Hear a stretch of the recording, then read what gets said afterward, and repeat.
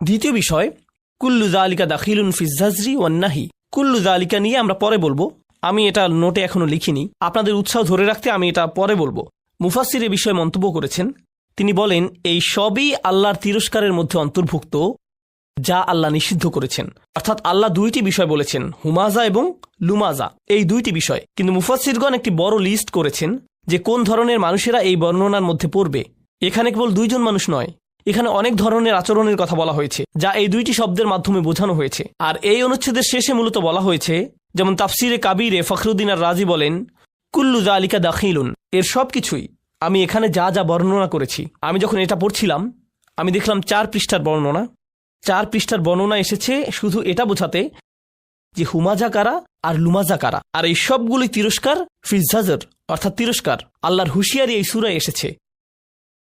এরপরে যেটি গুরুত্বপূর্ণ তা হলো কখন এই ধরনের আচরণ হয়ে থাকে, কখন কেউ এমন আচরণ করে যা হুমাজ এবং লুমাজের অন্তর্ভুক্ত। তারা মানুষের সামনে এবং পেছনে অপমানকর কথা বলে। আল্লাহ এখানে তাদের কথা বলছেন যারা এটা অনেক বেশি করে, যাদের স্বভাবই এমন এবং সবসময় এমন করে। কিভাবে এটা মানুষের আচরণের মধ্যে ঢুকে যায়, কিভাবে তারা এমন হয়ে যায়, এটা তাদের ব্যক্তিত্বের মধ্যে ঢুকে যায়। তারা এর বাইরে অন্য কিছু ভাবতে পারে না, তাদের কোনো বড় লক্ষ্য উদ্দেশ্য নেই, তাই তাদের লক্ষ্য হয়ে ওঠে অন্য কেউ। অনেক সময় কি হয় জানেন, এমন সব নিয়ে পুরো উপন্যাস, টিভি শো, এমনকি পুরো সাহিত্যের পুরো একটা রীতি গড়ে উঠেছে। যখন মানুষের নিজের ভালো কিছু করার থাকে না, তারা অন্যদের নিয়ে বেশি চিন্তিত হয়ে পড়ে। এমনকি এই ধরুন হাস্য ব্যঙ্গাত্মক আলাপ, বিশেষ করে মফস্বলে দেখা যায়, যেখানে সব সময় চলতে থাকে ওদের উঠান আমাদের চেয়ে বড়, কিংবা দেখেছো ওরা কি করছে, ওরা কেমন গাড়ি কিনেছে, আমি শুনেছি এটা হয়েছে সেটা হয়েছে। পাড়া প্রতিবেশীদের মধ্যে সব সময় এই সব আড্ডা চলতে থাকে, ওরা কেমন গাড়ি কিনেছে, আমি শুনেছি এটা হয়েছে সেটা হয়েছে।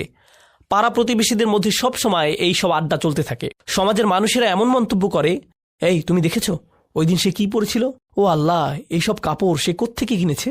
এইসব অপ্রয়োজনীয় কথাবার্তাই হচ্ছে হুমাজ আর লুমাজ। আর এগুলো কোত্থেকে শুরু হয়েছে, যখন মানুষের বড় কোনো লক্ষ্য নেই, যখন তার মন শুধু অন্যদের নিয়ে ভাবে। বলে রাখি, এখানে এটা এই জন্য গুরুত্বপূর্ণ যে এর আগের সূরাটিতে প্রাথমিক বিষয়ের প্রতি নজর দেওয়া হয়েছিল, তা হলো ইন্নাল ইনসানা লাফি খুসর। আর এই ক্ষতি থেকে বাঁচার প্রাথমিক চিকিৎসা হলো ইল্লাল্লাযীনা আমানু ওয়া আমিলুস সলিহাত ওয়া তাওয়াসাউ বিল হক ওয়া তাওয়াসাউ বিস সবর। এটাই আপনার প্রাথমিক ভাবনা হওয়া উচিত। যখন এগুলো আপনার মাথায় থাকে না, তখনই আপনার মন এইসব নিয়ে ভাবে।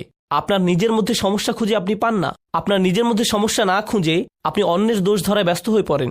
আসলে সম্ভবত মুফতি মুহাম্মদ শফি দুর্বল ব্যক্তিত্বের মানুষ সম্পর্কে একটি উর্দু কবিতায় বলেছিলেন যে নিজের দোষ দেখতে পায় না, নিজের দোষ ঢাকার জন্য সে যা করে তা হলো সবসময় অন্যের দোষ খুঁজে বেড়ায়, সবসময় অন্যের দোষ খুঁজে বের করে, এভাবেই সে নিজের দোষ ঢাকার চেষ্টা করে। তিনি বলেন, আমি এখানে উর্দুতে কবিতাটির একটি লাইন পড়ব, কিছু মনে করবেন না। আরও কি আজমত কে জানে, আরও কি আজমত কে জানে, কমজর্ফ জো ইনসা হতে হে। এর অর্থ হচ্ছে, যারা ব্যক্তি হিসাবে নিচু চরিত্রের তারা কিভাবে অন্যদের ভালো দিকের প্রশংসা করবে। তারা অন্যদের মধ্যে কেবলই সমস্যা দেখতে পায়। যখন কেউ অন্যদের মধ্যে কেবলই সমস্যা দেখে, সামনাসামনি কিংবা পেছনে, এর মানে কি জানেন, তারা নিজেরাই নিচু মানসিকতার, তারা মানুষের ভালো কিছু দেখতে পারে না, তারা শুধুই সমস্যা খুঁজে পায়, আর এতে তারা নিজেদের ছাড়া অন্য কারো ক্ষতি করে না। আল্লাহ আমাদের এই ধরনের আচরণ থেকে দূরে থাকার তৌফিক দিন। তো আমি আপনাদের সূরা তাকাসুর, সূরা আসর ও সূরা হুমাজার মিলের ব্যাপারে বলেছি, তাই আমি নোটের এই অংশটি বাদ দিচ্ছি। আমরা সরাসরি প্রখ্যাত ভাষাবিদ মুফাসসির আজ-জামাখশারির মন্তব্যে যাব। তিনি আল কাশাফ গ্রন্থ লিখেছেন। তিনি বলেন, আল হুমাজ আল কাসর, আরবিতে কাসর শব্দটি দিয়ে কোনো কিছু ফাটল ধরানো বা ভাঙা বা টুকরো করা বোঝায়, বা কোনো কিছু খণ্ডিত করা। সাহিত্যে এটা দিয়ে বোঝানো হয় কেউ যখন কারোর সাথে এমনভাবে কথা বলে যেন সে তাকে ভেঙে ফেলতে পারে, শারীরিকভাবে নয় মানসিকভাবে। সে তার সম্মান নষ্ট করতে চায় কিংবা তার আত্মসম্মানে ফাটল ধরাতে চায়, এমন কিছু বোঝায়। ভাষাগত দিক থেকে এই শব্দটি দিয়ে হুমাজ এর মনোভাব বোঝায়। এরপর তিনি বলেন, লুমাজ আত-তাআন, লুমাজ হচ্ছে মূলত ব্যঙ্গাত্মক স্বর, কাউকে নিয়ে বিদ্রুপ করা। আমরা কি উপায়ে বিভ্রান্তিহীন মানুষ হতে পারি? আমরা কিভাবে নিশ্চিতভাবে জানতে পারি যে আমরা সঠিক পথেই যাচ্ছি, যে আমরা আসলে আল্লাহর ক্ষমা ভিক্ষা চাচ্ছি? আর একদিকে আপনারা যদি শুধু এই ধরনের আয়াতই পড়েন, তবে আপনি পুরোপুরি বিষণ্ণগ্রস্ত হয়ে যাবেন যে যাই করি না কেন কিছুই যায় আসে না। আমি জানিও না বিচার দিবসের দেয়ালটি কি ঠিক দিকে থাকবে নাকি ভুল দিকটায়। আমি জানি না আমার তাওবা কি আসলে আন্তরিক নাকি কৃত্রিম। আমি জানি না। তাহলে কিভাবে জানতে পারি?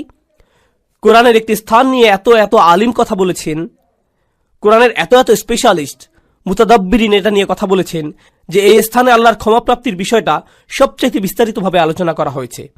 ইসলামে ক্ষমার দর্শনের পুরো বিষয়টি ব্যাপকভাবে একটি স্থানে আলোচিত হয়েছে। এটা হচ্ছে সূরাতুজ জুমার। আর আমি এখান থেকে কিছু জিনিস প্রথমে আমার নিজের জন্য, এরপর সবার উদ্দেশ্যে আলোচনা করছি। যেমন এই খুতবার শুরুতেই বলেছি যে আমাদের সবার জন্যই এই আলোচনা। এই আয়াতগুলো সম্পর্কে আমি আপনাদের বলেছি, এর মানে এই নয় যে আমার এগুলোর দরকার নেই, এমন নয় যে আমি জান্নাতের গ্যারান্টি পেয়ে গেছি, আপনারা এখনো পাননি, বরং আমাদের সবার অবস্থা একই। এখানে আল্লাহ তাদের সম্পর্কে বলছেন যারা ইসলাম সম্পর্কে কথা বলে। আল্লাহ বলছেন, ওমান আহসানু ক্বালাম মিম্মান দাআ ইলাল্লাহ ওয়া আমিলা সলিহান ওয়া ক্বালা ইন্নানি মিনাল মুসলিমিন। আর তার চেয়ে কার কথা উত্তম যে আল্লাহর দিকে মানুষকে আহ্বান জানায় এবং নিজেও সৎ কাজ করে? এর মানে সে নিজেও আমলের ঊর্ধ্বে হতে পারবে না। শুধু কথা বলাই যথেষ্ট না, তার নিজেকেও আমল করতে হবে। ওয়া ক্বালা ইন্নানি মিনাল মুসলিমিন, আর সে স্পষ্টভাবে বলে দেয় আমি মুসলিমদের অন্তর্ভুক্ত। এর দুইটি অর্থ, এক, সে মুসলিম হিসাবে গর্বিত, আর দুই, সে নিজেকে অন্যান্য মুসলিমের চাইতে উত্তম মনে করে না, সে নিজেকে বেশি ভালো মনে করে না। তাই আমরা সবাই একত্রে, সবারই একই অবস্থা। আল্লাহর সামনে অন্তত এই দুনিয়াতে কেউই একজনের চাইতে অন্যজন উত্তম অবস্থায় নেই। আর শুধু আল্লাহই জানেন যে বিচার দিবসে আমাদের অবস্থা কি হবে, আর আল্লাহ এখনো জানেন আমাদের অন্তরের অবস্থা কেমন। যে আয়াতটি দিয়ে আপনাদের বলতে চাচ্ছি এখানে, তা আশা দিয়ে শুরু হয়। এটা গুরুত্বপূর্ণ, কারণ আমাদের দিন আশা দিয়ে শুরু হয়, ভীতি প্রদর্শন দিয়ে নয়। এটা সাবধানবাণী দিয়ে শুরু হয় না। যদিও আমার খুতবা তাই দিয়ে শুরু হয়েছিল, কারণ আপনাদের অনেকেই ছোটবেলা থেকে সবচেয়ে বেশি যেটা শুনে বড় হয়েছিলেন তা হচ্ছে ইসলাম ভয় প্রদর্শন দ্বারা পূর্ণ। আমাদের দিনে অনেক ভয় দেখানো হয়েছে, এটা করলে আল্লাহ তোমাকে ধরবে। বাচ্চাকাল থেকে বাবা মা এটা বলে আসছে, তুমি হারাম কিছু করলে আল্লাহ তোমাকে অনেক শাস্তি দেবেন, এই ধরনের শাস্তি, জাহান্নামে ওই ধরনের শাস্তি, এই শাস্তি। এগুলো কোত্থেকে শুরু হয়? কুল, নবীজিকে বলতে বলা হচ্ছে কুল, ওদেরকে বলে দিন। এই কুলটি গুরুত্বপূর্ণ, কারণ মুসলিমদের জন্য তখন আশার বাণী তাদের রাসূলের মুখ থেকেই শোনা জরুরি ছিল সাল্লাল্লাহু আলাইহি সাল্লাম। আর এই সুন্নতের ধারাবাহিকতা রক্ষায় আমরা এই আশা কিন্তু শুধু কিতাব থেকেই পাই না, বরং যারা রাসূল সাল্লাল্লাহু আলাইহি সাল্লামের উত্তরাধিকার বহন করেন তাদের কাছ থেকেও আশা পাই। এই লিগাসি বহনকারী হিসাবে আপনি আমি, আমাদের উচিত ছিল অন্যদের আশার বাণী শোনানো। এই কুল শব্দের মধ্যেই, এই কুল শব্দটির মধ্যেই এই বিষয়টা সন্নিহিত। কুল ইয়া ইবাদিয়াল্লাযীনা আসরাফু আলা আনফুসিহিম, তাদেরকে বলে দিন আমার বান্দারা, আমার দাস, আমার বান্দা যারা নিজেদের বিরুদ্ধে চলে গিয়েছ। আরবিতে ইসরাফ মানে সীমা অতিক্রম করা, উচিতের বাইরে চলে যাওয়া। যদি আপনি বেশি খেয়ে খাবার গলা পর্যন্ত চলে এসেছে এমন অবস্থা হয়, তাহলে আপনি খাদ্য গ্রহণে ইসরাফ করেছেন, বেশি খেয়ে ফেলেছেন। যেখানে বেশি খরচ করা উচিত নয় সেখানে অতিরিক্ত খরচ করে ফেললে আপনি খরচে ইসরাফ করেছেন। প্রতিশোধ নিতে গিয়ে কারো উপরে চরের বিপরীতে যদি 10 গুণ চর দিয়ে বসেন, তাহলে আপনি প্রতিশোধ গ্রহণে ইসরাফ করলেন। ইসরাফ মানে বাড়াবাড়ি করে ফেলা। আল্লাহ বলছেন আমার বান্দারা যারা নিজেদের বিরুদ্ধে বাড়াবাড়ি করে ফেলেছ, তারা অনেক ক্ষেত্রে যা করার তার চাইতে বেশি করে ফেলেছে। কিন্তু আল্লাহ বলেননি ইসরাফ কোন ক্ষেত্রে, সম্পদের ইসরাফ, নাকি কথাবার্তার ইসরাফ, নাকি গাফলতির ইসরাফ। ইসরাফটা কিসের এখানে, বাড়াবাড়ি কোথায় হয়েছে? আল্লাহ এটা নির্দিষ্ট করেননি, কারণ আমরা অনেক কিছুতেই বাড়াবাড়ি করি। আপনি অতিরিক্ত অলস হতে পারেন, আপনি বাড়াবাড়িভাবে রাগী হতে পারেন, আপনি অতিরিক্ত লোভী হতে পারেন, আপনি অনেক কিছুতেই বাড়াবাড়ি করতে পারেন, অনেক কিছুতে অতিরিক্ত করতে পারেন। আর আল্লাহ বলছেন তোমরা যেই বাড়াবাড়ি করে ফেলেছো নিজেদের বিরুদ্ধে, এটা আরেকটা জিনিস। আল্লাহ কিন্তু বলতে পারতেন ইয়া ইবাদিয়াল্লাযীনা আযলামু, যারা পাপ করেছো, যারা ইরতাকাবু সাইয়্যাতু, পাপ কাজ সংগ্রহ করেছো। না, বরং বললেন আসরাফু আলা আনফুসিহিম। এটা কি ইঙ্গিত দিচ্ছে? ইসরাফ হয় যখন কেউ নিজের জন্য বেশি বেশি চায়, আর নিজের জন্য বেশি চাবার কারণে আপনি ভাবছেন এটার ফলে আপনি বেশি কিছু পাবেন। আর আল্লাহ এই আয়াতের বাস্তবতা বলছেন, তিনি বললেন আসরাফু আলা আনফুসিহিম, তিনি লি আনফুসিহিম বলেননি। তিনি বলেছেন তোমরা নিজেদের বিরুদ্ধে বাড়াবাড়ি করেছ, নিজের জন্য করনি। তুমি ভাবছিলে তুমি গিয়ে সীমা অতিক্রম করেছ কারণ এতে তোমার জন্য কিছু থাকবে, কিন্তু বাস্তবতা হলো প্রত্যেকবার এমনটা করার সময় এটা তোমার বিরুদ্ধেই গিয়েছে। আলা আনফুসিহিম লা তাকনাতু মির রাহমাতিল্লাহ। তুমি যদি এটা মেনে নাও, আর আমি যদি মেনে নেই যে আমরা কিছু জিনিস বাড়াবাড়ি করেছি, কিছু জিনিসের সীমা অতিক্রম করেছি, তাহলে আল্লাহ বলছেন কোনোভাবেই আশাহত হইও না। এটা হলো সিদ্দাতুল ইয়াইস আল কুনুত। সিদ্দাতুল ইয়াইস, প্রচণ্ড হতাশা, খুবই বিষণ্ণতা। এখানে কি শিখতে পারছি? গুনাহ, মন্দ কাজ, এগুলো আমাদেরকে হতাশ করে দেয়। তারা এমন অনুভূতি আনে যে আল্লাহ তো আর আমাকে ক্ষমা করবেন না, আমার অবস্থা তো খুব খারাপ, তাই না? ক্ষমা চাবার অর্থটাই বা আর কি? আমি কি করছি জানেন? আমি কি কি কাজ করি সেগুলো জানেন? আপনি না জানলেই ভালো ভাই, আমি খুবই খারাপ। আর এই সময় ভাবছেন, এই সময় এসে ক্ষমা চাবার মানেটাই বাকি। আর আল্লাহ জানেন এই চিন্তাগুলো ওসব মন্দ কাজের থেকে উৎপন্ন হয়। আবার কেউ বলে, ক্ষমা চাওয়া নিয়ে আমি আর ভাবতে পারবো না। আসলে যারা ভালো মানুষ তারা তো ইস্তেগফার ইত্যাদি করে, আমি তো অনেক অনেক খারাপ কাজের মধ্যে জড়িত। তাছাড়া এসব থেকে দূরে থাকবো সেটাও না, একেবারেই আশাহীন হয়ে যাও। তাছাড়া এসব থেকে দূরে থাকবো সেটাও আপাতত হচ্ছে না। আল্লাহ বলছেন, লা তাকনাতু মির রহমাতিল্লাহ, নিজেদেরকে আলাদা করে ফেলো না, আশাহত হয়েও না, একেবারেই আশাহীন হয়ে যেও না আল্লাহর ভালোবাসা, যত্ন আর ক্ষমা থেকে। আল্লাহ তোমাকে ভালোবাসা বন্ধ করেননি, তোমার খেয়াল রাখাও বন্ধ করেননি। এমন কখনোই না যে আল্লাহ তোমার প্রতি ক্ষমা দেখাতে আর আগ্রহী নন, এমন কিছুই না। আপনি নিজেকে বলেন, আল্লাহ মনে হয় আমাকে শাস্তি দিতেই চান। না, এটা আপনার ধারণা, আল্লাহ বলেননি, আপনি বলছেন। আল্লাহ কোরআনে কখনোই বলেন না যে আপনাকে শাস্তি দিতে চান, বরং তিনি উল্টোটাই বলেন, মা ইয়াফআলুল্লাহু বিআযাবিকুম, আপনাকে শাস্তি দিয়ে আল্লাহর কী লাভ? তিনি কেন শাস্তি দিবেন আপনাকে? হুবহু এটাই বলেছেন আল্লাহ। দেখুন, কিছুদিন আগেই অসাধারণ এক হাদিস পড়েছি, এটা আমার দৃষ্টিভঙ্গি একেবারেই বদলে দিয়েছে। আপনাদেরকে এটা আগেও বলেছি যে আল্লাহ আমাদের সকলের জন্যই জান্নাতে ঘর বানিয়েছেন, প্রত্যেকটি মানুষের জন্যই, মুসলিম বলেন অমুসলিম বলেন সবাই, আমাদের প্রত্যেকের জন্যই জান্নাতে একটি বাড়ি বানানো আছে, আমাদের জন্যই অপেক্ষা করছে। একটি পরিবার অপেক্ষা করছে সেখানে। কেউ কেউ পরিবার বলতে বোঝেন যে তিনি আপনার আর আপনার পরিবারের জন্য জান্নাতের গ্যারান্টি আগেই দিয়ে রেখেছেন। শুধু কিছু মানুষ যেতেই চায় না, কিছু মানুষ জান্নাতেই যেতে চায় না, আর তাই জান্নাতে অনেক খালি বাসা পড়ে থাকবে যখন মানুষজন যাবে। আর আল্লাহ বলছেন, এই ঘরগুলো উত্তরাধিকার হিসেবে মুমিনদেরকে দেয়া হবে। উলাইকা হুমুল ওয়ারিসুন, সেগুলোকে মুমিনদের জন্য উত্তরাধিকার হিসেবে দেয়া হবে। যারা নিজের পরিবার সহ জান্নাতে আনন্দ করতে চায়নি তাদের ঘর। আল্লাহ কোরআনে বলছেন, আল্লাযীনা খাসিরু আনফুসাহুম ওয়া আহলিহিম ইয়াওমাল কিয়ামাহ, যারা নিজেদের আর নিজেদের পরিবারকেও হারিয়ে ফেলেছে বিচার দিবসে। নিজের পরিবারকে কিভাবে বিচার দিবসে হারিয়ে ফেলে? কারণ পরিবার তো অপেক্ষাই করছিল, পরিবার তো জান্নাতেই ছিল, সুন্দর এক জীবন তো ছিল ওখানে। তাই আল্লাহ আযজা ওয়া জাল্লা এই আয়াতে বলছেন, ইন্নাল্লাহা ইয়াগফিরুয যুনুবা জামিআ। দয়া করে খোলা কানে এই আয়াতগুলো শুনুন। রমজানের আর যে কয়দিন বাকি আছে সেগুলোর সুযোগ নিন, নিজেদের জন্য আর আপনার পরিবারের জন্য হলেও। ইন্নাল্লাহা ইয়াগফিরুয যুনুবা জামিআ, আল্লাহ ক্ষমা করে দিবেন সমস্ত গুনাহ, সব একত্রেই। আর এটা কোরআনের একটা মিরাকল। কোরআনের সবচেয়ে বড় উপহারগুলোর একটি এই যে আল্লাহ বলেছেন জুনুব, তিনি সাইয়্যাত বলেননি। কারণ আরবিতে সাইয়্যাত হলো গুনাহ, আর জুনুব তার চাইতে ছোট। আর আল্লাহ বলছেন তিনি ছোটগুলোকেও ঢেকে রাখবেন। আসলে ছোটগুলোর নাকচ করা বড়গুলোকেও অন্তর্ভুক্ত করে ফেলে। যেমন আল্লাহ যদি বলেন, আমি তোমার বড় গুনাহগুলো মাফ করে দেব, এর মানে তিনি ছোট গুনাহগুলো হয়তো বাদ দেবেন। তিনি বলছেন, আমি তোমার ক্ষুদ্রতম গুনাহটিকেও ক্ষমা করব, তোমার আমলনামা এতই পরিষ্কার করে দেব যে তাতে একটুও দাগ থাকবে না, সবকিছু চলে যাবে জামিআন, সবকিছু একত্রেই। ইন্নাহু হুয়াল গফুরুর রহিম, কোনো সন্দেহ নেই তিনিই একমাত্র যিনি প্রচণ্ডভাবে ক্ষমাশীল, প্রচণ্ড ক্ষমাশীল তিনি। আর তিনি সর্বক্ষণই প্রেমময়ী, সর্বক্ষণই করুণাময়, সর্বক্ষণই যত্নশীল। এটাই ক্ষমার ব্যাপারে প্রথম বার্তা দেবার কথা ছিল। আল্লাহ সবকিছু মাফ করে দিতে প্রস্তুত, আল্লাহ আপনার সবকিছু একেবারে নতুন করে শুরু করতে প্রস্তুত। তবে সেটাই কিন্তু একমাত্র নয়। কেউ এই আয়াত পড়ে ভাবলো এটাই আয়াতটির বার্তা।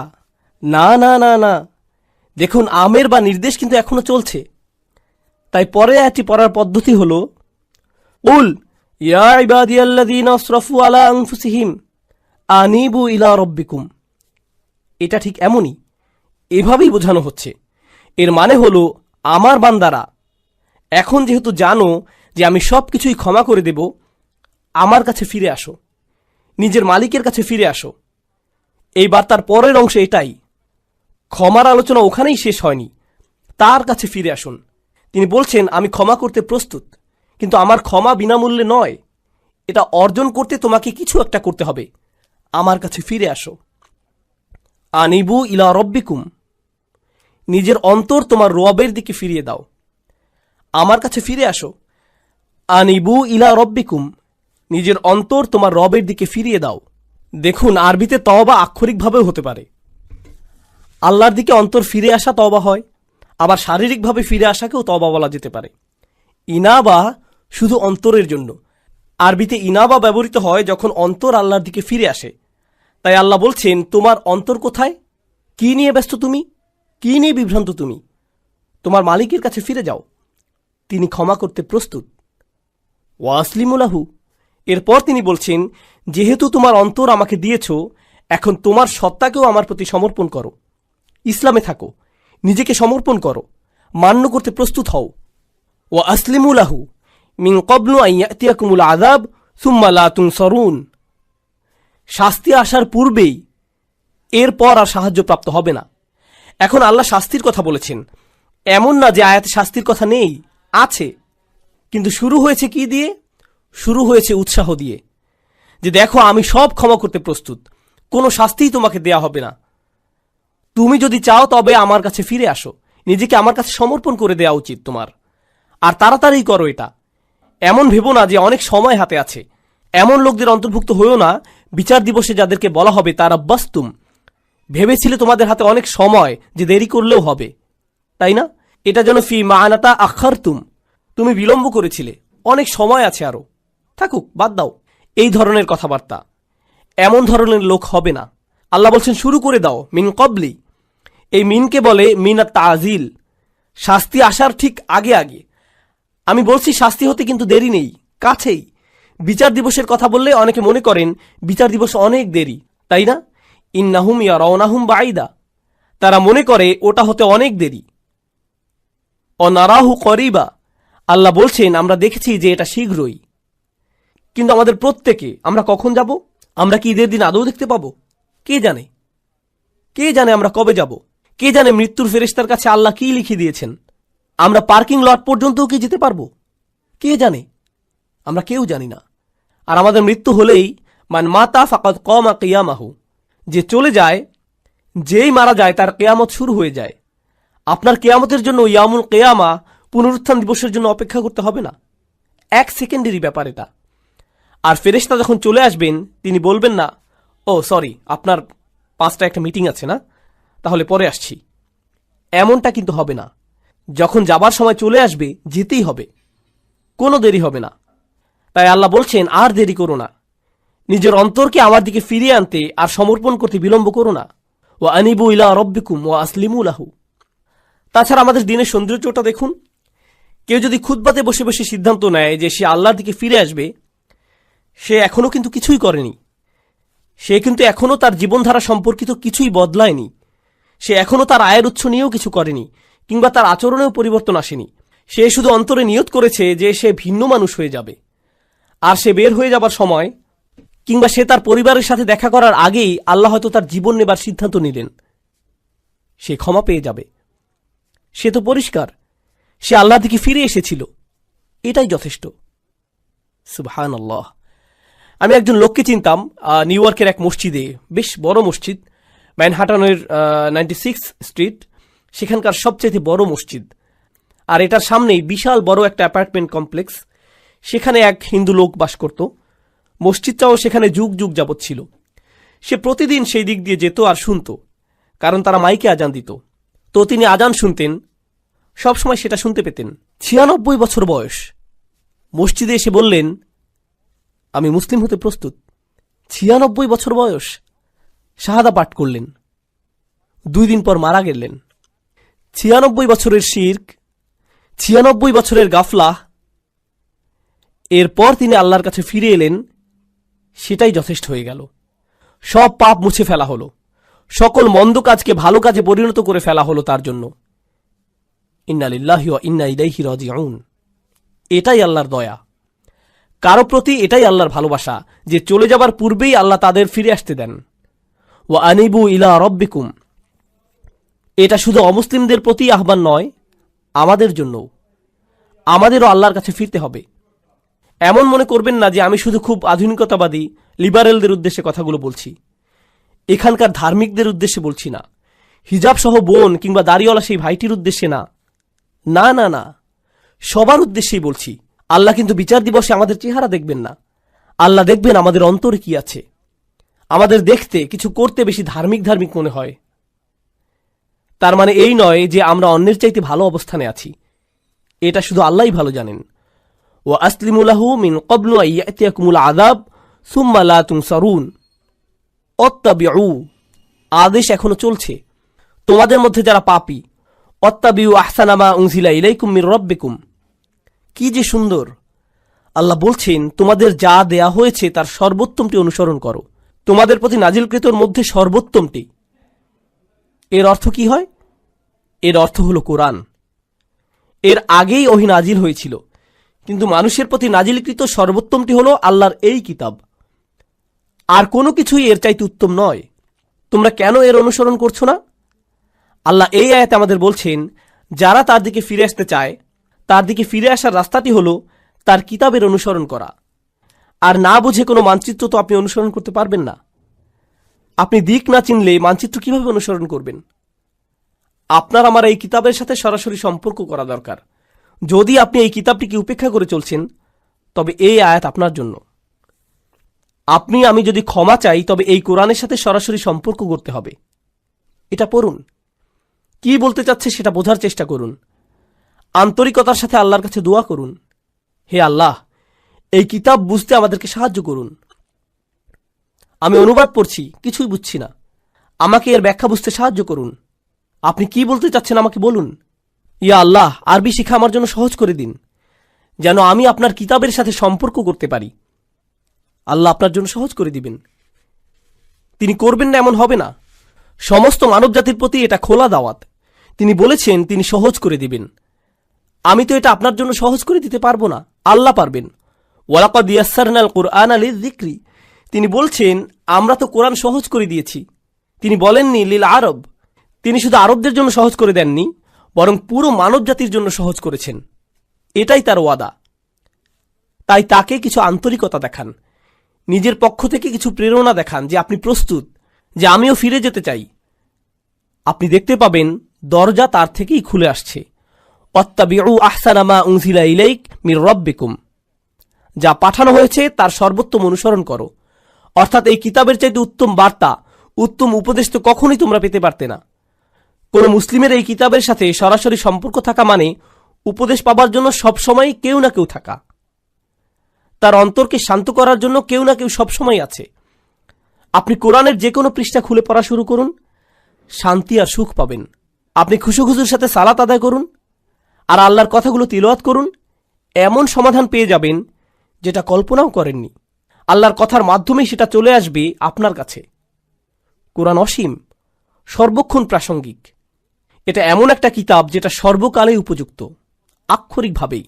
কলেজে থাকতে আমি এক বন্ধুর সাথে এই এক্সপেরিমেন্ট করেছিলাম। তাকে বললাম, বন্ধু, সবাই তো বলে কোরআন হেদায়েত, চলো একটা এক্সপেরিমেন্ট করি।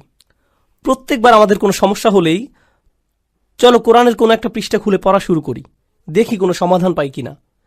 আমরা এমন 2-3 মাস যাবত করলাম, আর সুবহানাল্লাহ, আমরা প্রতিদিন মেলাতাম। আমি এটা পেয়েছি, এই সমস্যা হয়েছিল, আর এই আয়াত পেয়েছি, আর আমি এটা খুঁজছিলামও না, শুধু কোরআন পড়ছিলাম আর সেটা চলে এলো। এটাই আমার জন্য আল্লাহর সমাধান। দেখলেন, আমার জন্য আল্লাহর উপদেশ এটা। সুবহানাল্লাহ, কি অসাধারণ ব্যাপার! এমনই তো হবার কথা ছিল। আমাদেরকে দেয়ার এর চাইতে উত্তম আর সুন্দর জিনিস আর কি হতে পারে, তাই না? এরপর আল্লাহ বলছেন, অত্তাবিউ আহসানা মা উনজিলা ইলাইক মির রাব্বিকুম মিন ক্বাবলি আন ইয়াতিয়াকুমুল আযাবু বাগতাতান ওয়া আনতুম লা তাশউরুন। শাস্তি তোমার উপর আসার আগেই, হঠাৎ করে, তুমি কিছু বোঝার আগেই। অন্য কথায়, যারা আল্লাহর কথাগুলো জানে এরপরেও আল্লাহর দিকে ফিরে আসার চিন্তা করে না, তাদের শাস্তি তো আসবেই। কারণ আল্লাহ তো তাদের রাস্তা দেখিয়েছেন। দেখো, আমি তোমাদেরকে ক্ষমা করতে চাই, এই যে নাও কিতাব, নাও এটা। আপনি যদি না নেন তবে আল্লাহকে এরপর দোষ দিতে পারবেন না। তাই পরের আয়াতগুলো হলো যাদের ক্ষমা নিয়ে ভুল ধারণা আছে তাদের সম্পর্কে। এটাই হলো ক্ষমার আসল বুঝ। এই রাস্তাতে আপনার যাবার কথা। আল্লাহ ক্ষমা করতে প্রস্তুত আছেন যদি আপনি পিছনে ফিরে আপনার বাড়াবাড়ির জীবন, গুনাহের জীবন ছেড়ে চলে আসতে চান তার কাছে। আর যদি ওহির মধ্যে সর্বোত্তম ওহির অনুসরণ করতে চান, যদি তা করতে চান, তাহলে ক্ষমার দরজা খোলা আছে। তবে আপনি আশায় পরিপূর্ণ থাকবার কথা। আল্লাহ আমাদের সবাইকে ক্ষমার যোগ্য বানিয়ে দিন। এরপর অন্যদিকে যখন হঠাৎ করে শাস্তি চলে আসে, আচ্ছা দেখুন, এগুলো সবকিছুই কিন্তু বহুবচনে ছিল, আয়াতটি ছিল বহুবচনে। এর মানে কি জানেন? যে পুরো সমাজকে বলা হচ্ছে যেন ঠিক হয়ে যায় যে আমাদের একে অন্যকে আল্লাহর নিকটবর্তী হবার ব্যাপারে উৎসাহ দেবার কথা, আমাদের একে অপরকে পেছনে ফেলে আসার কথা না। কিন্তু একটি দিন আসছে, যখন সেই দিন আসবে কোনো সমাজ তখন থাকবে না। আমরা সবাই সেদিন একা হব, সবাই বলবো নফসি নফসি, আমি নিজে আমি নিজে। সেদিন কোনো একত্রিত পরিবার থাকবে না। দেখুন, আমরা পরিবার সহ বেড়াতে যাই, সবাই মিলে একত্রে গাড়িতে উঠি, সবাই একসাথে যাই, কিন্তু সেই সফরে সবাই একাই ভ্রমণ করবে। আপনি আপনার পরিবারের সাথে থাকবেন না, এমনটা আর হবে না। আর সেই দিনে এখন আয়াতগুলো সব এক বচনে। তাই সে বলছে, আন তাকুলা নাফসুন ইয়া হাসরাতা আলা মা ফাররাততা ফি জামবিল্লাহ ওয়া ইন কুনতু লামিনাস সাখিরিন। এই আয়াতগুলো এতটাই প্রাসঙ্গিক, আল্লাহে আমি অনেক ইমেইল পাই যাদের এমন কোনো সমস্যা, আমি তো অবাক। ১,৫০০ বছর পরেও সমস্যাগুলো বদলে যায়নি। সেদিন এমন লোকও থাকবে যারা বলবে, হে আল্লাহ, ইয়া হাসরাতা শেষের আটি ইয়াতেও রূপান্তরিত হতে পারল না, কারণ ইয়া মুস্কি হাসির কাছাকাছি। লোকটি তার কারাহা, তার হুজুনের জন্য ইয়া উচ্চারণ করতে পারছে না। হায় হায়, কি অনুশোচনা আমার, এ কি করে ফেললাম আমি। এমনটাই সে বলছে, ইয়া হাসরাতা আলা মা ফাররাততু ফি জামবিল্লাহ, যে আমার থেকে যা আশা করা হয়েছিল তার চাইতে অনেক কম করে ফেলেছি। আল্লাহর উপস্থিতিতেই, আল্লাহর সান্নিধ্যেই। আপনাদেরকে বুঝিয়ে বলার চেষ্টা করছি এখানে কি বলছে। আল্লাহ শুরুতে বলেছিলেন, তোমরা শুধু বাড়াবাড়ি করো, তোমরা সীমা অতিক্রম করো শুধু, আর শুধুমাত্র সেসব জিনিসই তোমরা ছাড়াছাড়ি করো যেগুলো আল্লাহ চান যে তোমরা করো। এটাকে বলে তাফরিদ, প্রত্যাশা থেকে কম করা। আর ওই লোকটি, আয় হায়, আমি প্রত্যাশা থেকে কম করে ফেলেছি, ঠিক আল্লাহর সংস্রবে থেকেই। আর আল্লাহর সংস্রব মানে কি? ফি জামবিল্লাহ। কুরআন বলছে ওয়াসাহিবিহি বিল জাম্ব, যে আপনার পাশেই বসে আছে। জাম্ব মানে আল্লাহর ঠিক সাথেই। আপনি মসজিদের কাছেই থাকতেন, আপনি মুসলিমদের পাশেই বসে আল্লাহর কিতাব থেকে উপদেশ শুনতেন, আপনি কোরআনের তেলাওয়াতও শুনতে পেতেন, আপনার পরিবারের লোকেরা আপনাকে নসিহত দেওয়ার চেষ্টা করত, আর সবাই আপনাকে এভাবে আল্লাহ সংস্রব দিত। আল্লাহর সংস্রব মানে প্রথমত আল্লাহ নিজেই নিকটবর্তী, ফাইন্নী করিব। দ্বিতীয়ত যারা আপনাকে আল্লাহ স্মরণ করিয়ে দিত তাদেরকে দূরে ঠেলে দিতেন। আরে যা করছি যাও তো, আরে যা করছি করতে দাও তো, আমি কি করব তোমাকে বলতে হবে না, উপদেশ দেওয়া বন্ধ করো, আমার দরকার নেই উপদেশের, আমি ঠিক আছি, ভালোই আছি, আমার বাণী শোনার দরকার নেই এখন। লোকটি বলছে, হায় হায়, কি করলাম আমি কিভাবে শৈথল্য করলাম, আমি সহজেই উতরে যেতে পারতাম। এরপর সে কারণ দর্শাচ্ছে। তরুণ ভাইয়েরা, দয়া করে শুনুন, সে কারণ দিচ্ছে কেন সে শৈথিল্যতা করেছিল। সে বলছে, ওয়া ইন কুনতা লামিনাস সাখিরিন, আমি ঠাট্টা বিদ্রুপকারীদের মধ্যে অন্তর্ভুক্ত ছিলাম। আমি এই সব কিছুকে কৌতুক মনে করেছিলাম, আমি এই সব কিছুকে হাওয়ায় উড়িয়ে দিতাম। ধুর, নসিহতের প্রতি এমনই আচরণ করতাম, আক্ষরিকভাবেই। সাখির, আমি পাত্তাই দিতাম না। অনেক মানুষ আছে না আল্লাহর ক্ষমার উপর ভরসা হারিয়ে ফেলে। এই আয়াত তার পরের ধাপ বলছে, এটা যারা ক্ষমাকে পাত্তাই দেয় না তাদের কথা বলছে। তারা মনে করে এসব মজা। কিসের জন্য ক্ষমা? ও, বিচার দিবস, আচ্ছা, এটাকে তারা গুরুত্বই দিত না। এখন এই লোক বিচার দিবসে দাঁড়িয়ে চিৎকার করছে, হে আল্লাহ, কিভাবে আমি এটাকে পাত্তা না দিয়ে থাকলাম, এটাকে কেন কৌতুক মনে করলাম।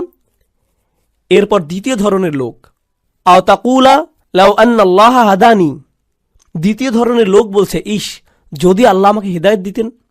এটা আল্লাহর দোষ। তিনি যদি আমাকে হেদায়েত দিতেন তাহলে লাকুনতা মিনাল মুত্তাকিন, তাহলে আমি মুত্তাকিদের অন্তর্ভুক্ত হতাম। আল্লাহ সিদ্ধান্ত নিয়েছিলেন যে আমি বিদ্রুপকারী হব, আল্লাহরই সিদ্ধান্ত যে আমি নামাজ পড়িনি। আল্লাহ ঠিক করেছিলেন যে আমি অলস থাকব, তিনি ঠিক করেছিলেন আমি বদরাগী হব। এটা তো আমার দোষ না, এটা আল্লাহর দোষ। এটাও সে বিচার দিবসে বলছে। সে এই দুনিয়াতে মিথ্যুক ছিল, আখিরাতেও মিথ্যুক। তুমি আল্লাহর উপরে চাপিয়ে দিচ্ছ। হ্যাঁ, যেন সব দোষ তারই, যেন তারই সব দোষ, যেন তোমার কোনোই দোষ নেই। সুবহানাল্লাহ, এটা তো অন্য কারোর জন্য করো না। কেউ রাস্তায় তোমাকে আটকে দিল, আল্লাহর দোষ। এই লোক, সে তো গাড়ি চালাতেই জানে না, দেখে চালাতে পারে না, তাকে ফাইন করা উচিত। তাকে কেন দোষ দিচ্ছ?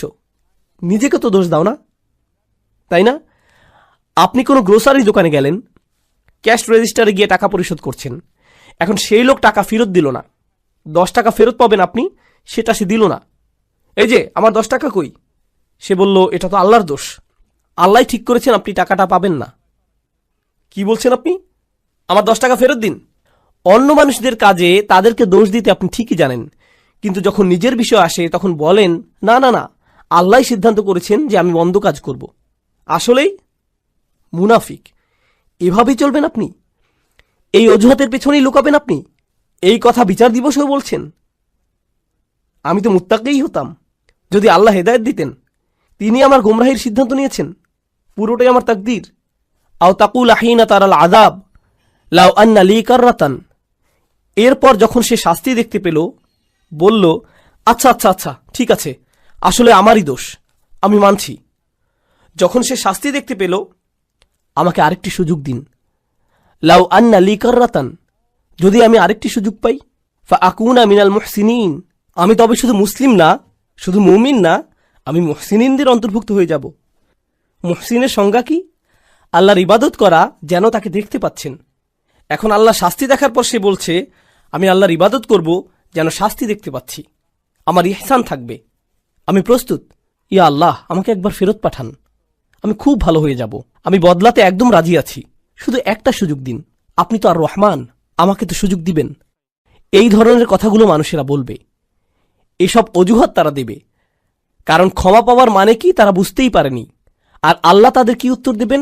খুতবা শেষ করতে করতে বলছি, বালা, না না না, বরং উল্টো। প্রথম যেই লোকটি বলেছিল, ইয়া আল্লাহ, আমার শৈথল্য হয়ে গিয়েছে, আমি দুঃখিত, না, আপনার দুঃখিত হওয়াতে কিছু যায় আসে না। দ্বিতীয় লোকটি যে বলল, যদি আল্লাহ আমাকে হিদায়াত দিতেন তবে আমি ঠিক থাকতাম, আল্লাহ বলছেন এই যুক্তি এখানে চলবে না। বালা, ইয়া আল্লাহ, আমাকে আরেকটি সুযোগ দিন, এবার ঠিকই ভালো হয়ে যাব, সত্যি বলছি, এবার সব কিছু ঠিকঠাক মতো করব, খুবই গুরুত্ব সহকারে করব, আর ঠাট্টার পাত্র বানাবো না এবার। আল্লাহ বলছেন, না, সেই সময় শেষ। আমি তোমাকে বার্তা পাঠিয়েছিলাম যে আমি সব মাফ করে দিব, কিন্তু তুমি পাত্তা দাওনি, তুমি ছুঁড়ে ফেলেছিলে, সেই আমন্ত্রণে থুতু দিয়েছিলে, তুমি এটাকে কৌতুক ভেবেছিলে, সেটা তোমার দোষ, সব তোমার দোষ। আল্লাহ বলছেন, বালা, কদ জাআতকুম আয়াতি, আমার আয়াত এসেছিল তোমার কাছে, আর এটা এক বচনে। এর মানে কি জানেন? ওহী রাসূলুল্লাহ সাল্লাল্লাহু আলাইহি সাল্লামের কাছে এসেছিল, কোরআন তার কাছে এসেছিল, আর তার মাধ্যমে আপনাদের সবার কাছে আলাদা আলাদা করে। আল্লাহ বলছেন, জাআতকা আয়াতি, জাআতকা আয়াতি, আমার আয়াত তোমার কাছে এসেছিল, আর তোমার কাছে, আর তোমার কাছে। আর এটা আতাতকা আয়াতিও নয়, বলছে জাআতকা আয়াতি। যা মানে অনেক দূর থেকে আসা। আমি সপ্ত আসমান থেকে কোরআন পাঠিয়েছিলাম, অগণিত ফেরেশতা সহ পাঠিয়েছিলাম আল্লাহর শেষ রসুল সাল্লাল্লাহু আলাইহি সাল্লামের কাছে। তিনি রক্তাক্ত হয়েছিলেন যেন তুমি একদিন কোরআন পড়তে পারো, আমরা যেন কোরআন তেলাওয়াত করতে পারি। এজন্য মানুষ জীবন দিয়েছে, মানুষ জীবন বিকিয়ে দিয়েছে, যেন একদিন মানুষ লা ইলাহা ইল্লাল্লাহ বলতে পারে, যেন একদিন কিতাবটি খুলে ফাতিহা পড়তে পারি। সে আয়াত তোমার কাছে এসেছিল, ফাকাযযাবতা বিহি, আর তুমি ভেবেছিলে এই সবকিছুই মিথ্যে, সেগুলো উপেক্ষা করেছ। অস্তাকবারতা, তুমি অহংকারপূর্ণ ছিলে, আমার বাণীর প্রতি আর আমার কিতাবের প্রতি অহংকার করেছিলে, এত দূর থেকে আসা বার্তাকে উপেক্ষা করার সাহস করেছ তুমি, এটাই তুমি ছিলে না? ওয়াকুনতা মিনাল কাফিরিন, তুমি তো সবসময় কাফির ছিলে। চাইলে এখন আল্লাহর কাছে এসে সারাদিন ধরে কাঁদতে পারো, এটাই হলো ক্ষমার প্রকৃত বুঝ। আল্লাহর আয়াত আমাদের সবার কাছে এসেছে। এই মাসে আমরা ওহী আগমন উদযাপন করি, এই মাসে আমরা বলতে পারি, ইয়া আল্লাহ, আপনার আয়াত এসেছে আমার কাছে, আমাদের সবার কাছে আপনার আয়াত এসেছে, আর আমরা এগুলোর প্রতি অহংকারী হব না, আমরা এগুলো উপেক্ষা করব না, আমরা গুরুত্ব সহকারে নেব সেগুলো। কোরআনের সাথে আপনার সম্পর্ক এই মাসেই ঠিক করুন, যেন মাস শেষ হবার পরেও সেটা চালিয়ে যেতে পারেন। সেসব মানুষদের অন্তর্ভুক্ত হন। দোয়া করি যেন আমি তাদের মধ্যে হতে পারি, যেন আপনারা তাদের মধ্যে হতে পারেন, যেন আল্লাহ আমাদের জন্য কোরআনের সান্নিধ্যে যাওয়াটা সহজ করে দেন। যত দিন যায় আরো কাছে যেন যেতে পারি, অলসতা যেন আমাদের কখনো ছুতে না পারে। এই উপহার, এই ভালোবাসা কোরআনের প্রতি যা আল্লাহ আমাদেরকে দিয়েছেন, সেটা যেন আমরা সবার কাছে ছড়িয়ে দিতে পারি, সেই দোয়া করছি। এই উপহারের মহত্ব ও গুরুত্ব যেন আমরা আমাদের সন্তানদের মাঝে ছড়িয়ে দিতে পারি, তাদের মধ্যেও যেন এই ভালোবাসা গড়ে ওঠে। আপনার বাচ্চাকে ভিডিও গেম কিনে দিলে কত খুশি হয় খেয়াল করেছেন? তাদের চেহারার আনন্দ লক্ষ্য করেছেন?